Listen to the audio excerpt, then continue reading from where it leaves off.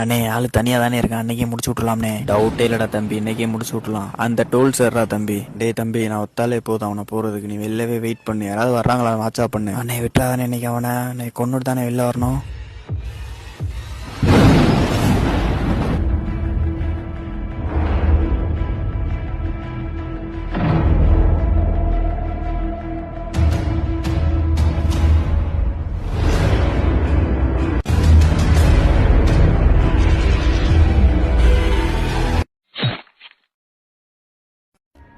அண்ணே என்னண்ணே அவனை போட்டிங்களா?